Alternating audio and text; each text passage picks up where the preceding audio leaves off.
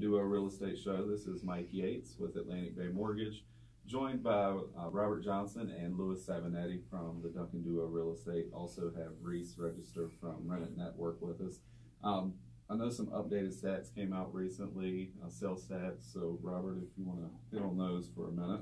Yeah, one of the things I wanted to talk about was a little change that we're seeing on the market. Last month was the first month in a long time where we actually saw a higher percentage of condo sales closing than we did townhome sales, and that's kind of been the opposite for the past couple of years.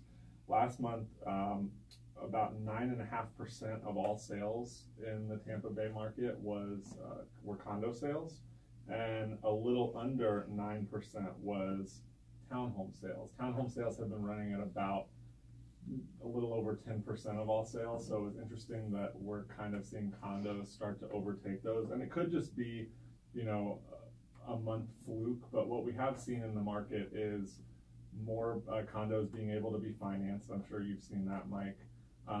You know, their HOAs and condominium associations are kind of getting under better financial footing.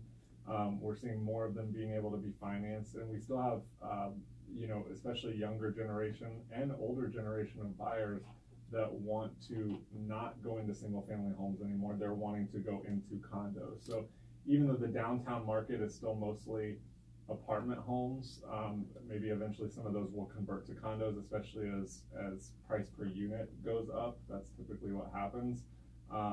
But the market as a whole is seeing more condo sales. And I've seen, you know, to piggyback on that, I've seen more and more first-time home buyers that want to do the condo route. And I think it's, you know, a lot of the maintenance, you know, they don't want to have to deal with yard work or upkeep on the exterior, things like that. And there's pluses and minuses. You know, condos have condo fees, and you have to get down to each individual condo to consider what those fees cover. Some condos it's almost everything, and some condos it's almost nothing. So it really gets down to an individual condo.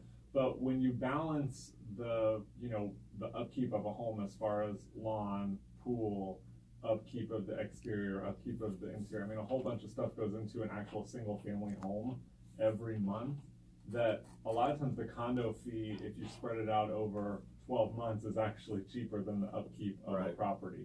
So the difference is when you're looking at financing, the condo fees are part of your debt to income ratio, whereas, you know, home maintenance fees are not. Exactly, yeah. We don't factor in any kind of like utilities or anything like that. Which is weird. It is. I mean, I totally agree. It's not, because I mean those can kind of go all over the place, but it is a little weird. They don't assume a certain. It affects affordability. You know, the VA loan does. They do factor in an estimated utility payment. Oh, and I did not know that. Yeah, they do. So the VA loan is actually one that always performs better than most loans. They have fewer delinquencies, and part of that reason is the VA requires that their borrowers meet a residual income test. So basically, after taxes are taken out of their checks, their monthly debts on the credit report, mortgage payment, and estimated utilities, there has to be a certain amount of money left over, and that's the only loan on the market that does that. Yeah.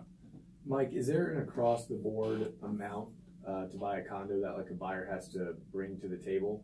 Because I feel like a lot of buyers out there do feel they'd be interested in condos, but they're like, oh, you know, I heard that no matter where it is, you have to have 20% down for a condo. And all these great programs out there for single family homes are lower. Right, so condo financing is difficult. You know, Fannie Mae guidelines, for instance, in the state of Florida, they have what's called a limited review, which means, you know, unless some sort of red flag is brought up on an appraisal, 25% down for that requirement to make the process a lot easier.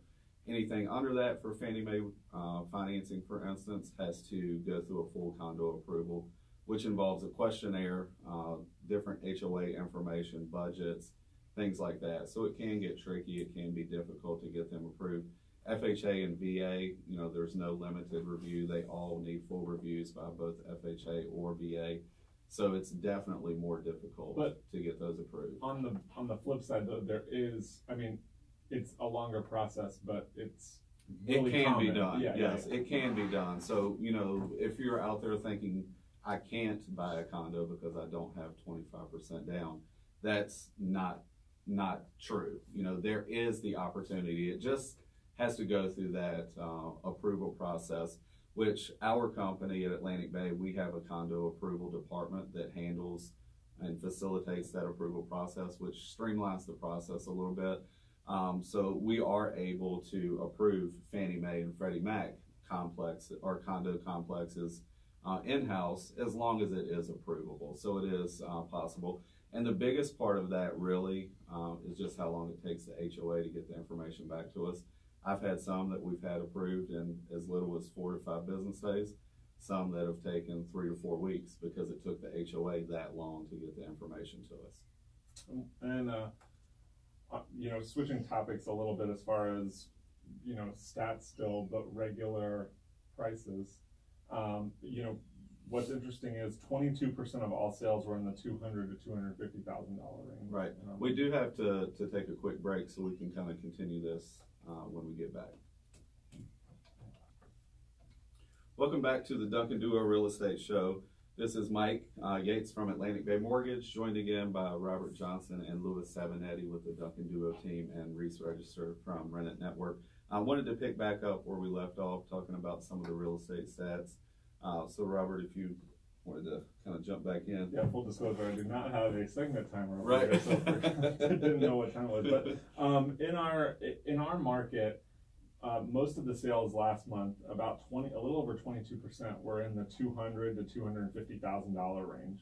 That's all. I mean, when you look at that, that's almost a quarter of all of our sales in our market were in that price range. And you know, I would say a lot more sales lower than that would happen if there was actually inventory out there. But then as you go up in prices, it really starts to decrease as far as percentage of the market that has those sales. The most interesting thing is you would think that $1 million plus would be the longest time on market, a low number of sales, but really the difficult segment in our market is really somewhere between 500,000 and 700,000. Once you get into that range, there was the lowest number of sales, the longest time on the market. They're getting the lowest list to sale price ratio. So if something was listed at a certain price, when it actually closes, it's getting less percentage than properties in other price ranges. So, and then average days on the market between 600,000 and 700,000 was actually really high at 126 days. Much higher than even $1 million plus properties, which were only 84 days. So what you're seeing in that price range is really, I would say, people having an inflated idea of what their home is worth.